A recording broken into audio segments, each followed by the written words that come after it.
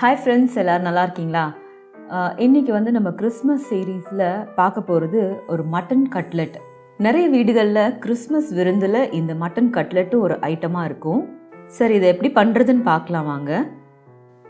முதல்ல ஒரு கடாய் வச்சுட்டு அதில் 1 டேபிள் ஸ்பூன் எண்ணெய் ஊற்றிக்கிறேன். எண்ணெய் சூடானதும் அதில் 1 டீஸ்பூன் பெருஞ்சீரகம் போட்டு பொரிய விட்டுட்டு ஒரு 3 பெரிய வெங்காயம் சின்ன சின்னதாக கட் பண்ணி எடுத்திருக்கேன். அதையும் இதில் போட்டு வதக்கிக்கிறேன்.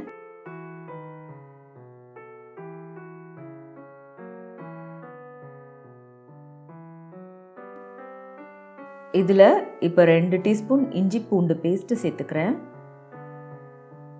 அதையும் சேர்த்து வதக்கி விட்டுடலாம்.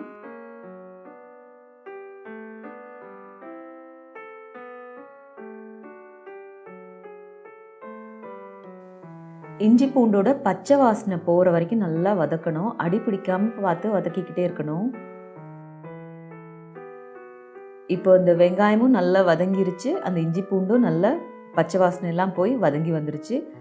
இந்த ஸ்டேஜில் நான் இதில் வந்து ஒரு 1/4 கிலோ மட்டன் கொத்துக்கறி போட்டுக்கிறேன். இது வந்து மட்டன் கீமான்னு சொல்லுவாங்க, மட்டன் கைமான்னு சொல்லுவாங்க. நம்ம மட்டன் வாங்குகிற கடையிலேயே கொஞ்சம் கொத்துக்கறியாக கட் பண்ணி கொடுங்கன்னு சொன்னாலே அவங்க இந்த மாதிரி கட் பண்ணி கொடுத்துருவாங்க. இப்போ இதையும் சேர்த்து நல்லா வதக்கி விட்டுக்கிறேன்.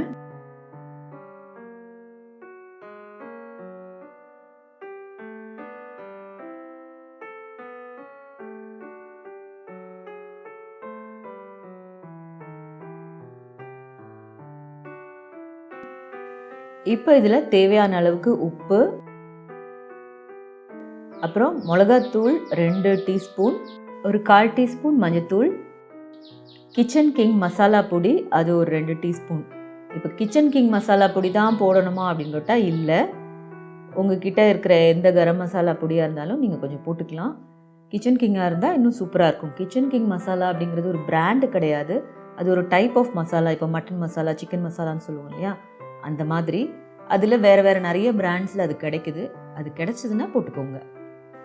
இப்போ இது எல்லாத்தையும் நல்லா மிக்ஸ் பண்ணி விடுறேன்.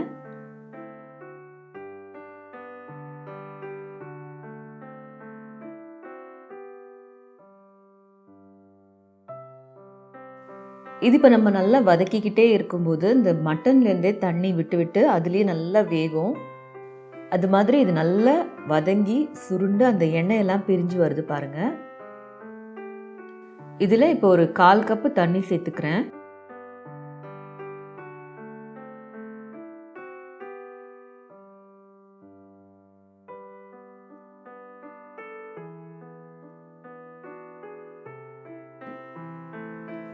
இதில் ஒரு கைப்பிடி அளவுக்கு பச்சை பட்டாணி சேர்த்துக்கிறேன்.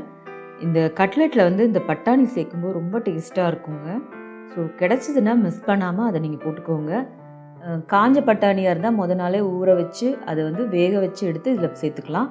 இல்லை ஃப்ரெஷ்ஷான பட்டாணி இல்லை ஃப்ரோசன் பட்டாணி அந்த மாதிரிலாம் இருந்ததுன்னா நீங்கள் அதை கழுவிட்டு எடுத்து இப்படியே சேர்த்துடலாம். இந்த தண்ணியிலே அது வெந்துடும்.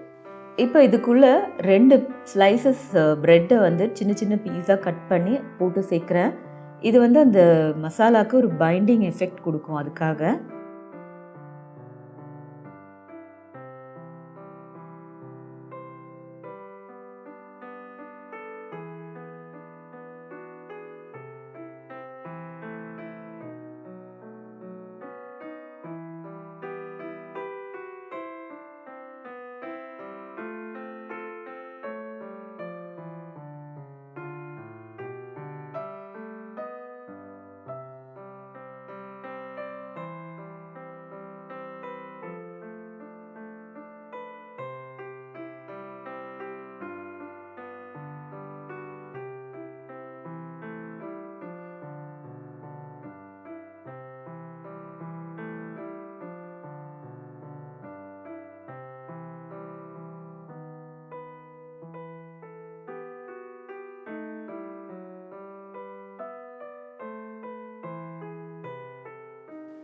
இப்போ இந்த பிரெட் எல்லாமே நல்லா இந்த மசாலாவோடு சேர்ந்துருச்சு.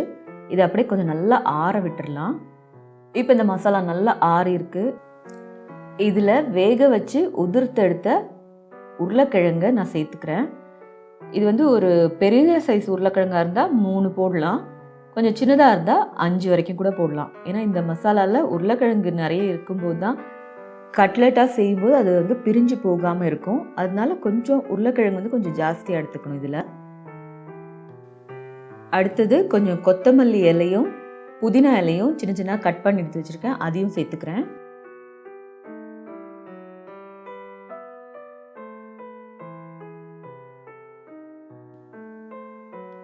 இப்போ இது எல்லாத்தையுமே நல்லா மிக்ஸ் பண்ணிவிட்டு இதில் உப்பு வந்து கரெக்டாக இருக்கான்னு செக் பண்ணிக்கோங்க. ஒருவேளை பத்தலை அப்படின்னா கொஞ்சம் ஆட் பண்ணிக்கலாம்.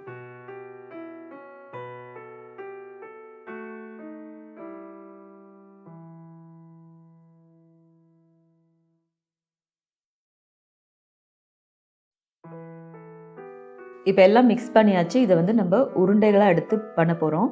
ஸோ கையில் கொஞ்சம் எண்ணெய் தடவிக்கிட்டு சின்ன சின்ன உருண்டையாக உருட்டி ஒரு தட்டில் முதல்ல எடுத்து வச்சிடலாம்.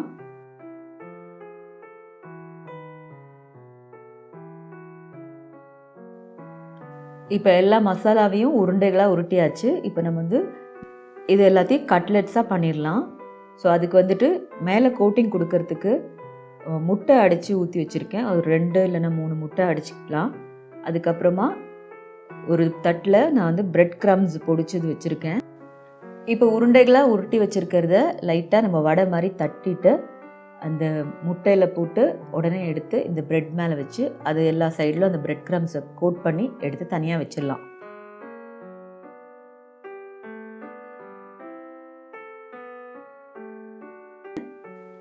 இந்த பிரெட் க்ரம்ஸ் வந்து கடையில் அப்படியே வாங்க கிடைக்கும். இல்லை நீங்கள் வந்து வீட்டில் பிரெட் இருந்ததுன்னா அது நல்லா இந்த தோசைக்கல் அந்த மாதிரி எதுலையாவது கொஞ்சம் போட்டு நல்லா ட்ரை ஆக்கிட்டு அதை கொஞ்சம் ஆற விட்டு நல்லா பொடிச்சு எடுத்துட்டிங்கனாலும் பிரெட் க்ரம்ஸ் கிடைக்கும்.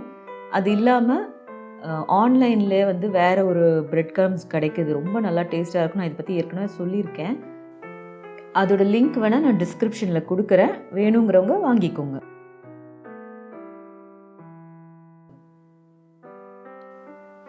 இந்த முட்டையில் இது பண்ணுறது பிடிக்காது அப்படின்னா முட்டைக்கு பதிலாக கொஞ்சம் கார்ன்ஃப்ளவர் இருக்கு இல்லையா, அதை வந்து தண்ணியில் நல்லா கொஞ்சம் மிக்ஸ் பண்ணி அதை எடுத்து வச்சு நீங்கள் அதில் கூட இது கட்லெட்டை முக்கி எடுக்கலாம்.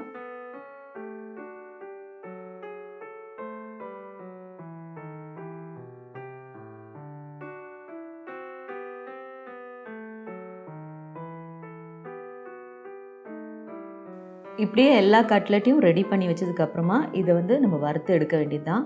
ஸோ அதுக்கு ஒரு பேனை வச்சு அதில் கொஞ்சம் எண்ணெய் ஊற்றிக்கிறேன். எண்ணெய் சூடானதுக்கப்புறமா ஒவ்வொரு கட்லெட்டாக போட்டு வறுத்து எடுக்கலாம். எண்ணெய் ஃபஸ்ட்டு கொஞ்சம் நல்லா சூடாகட்டும். அதுக்கப்புறமா நம்ம கட்லெட் போட்ட உடனே கொஞ்சம் மீடியம் ஃப்ளேமில் வச்சு நம்ம வறுக்கணும். இல்லைன்னா கட்லெட் எல்லாம் அப்படியே தீஞ்சு போயிடும். அதனால் அதை மாத்திரம் கொஞ்சம் பார்த்து நம்ம எடுத்துக்கணும்.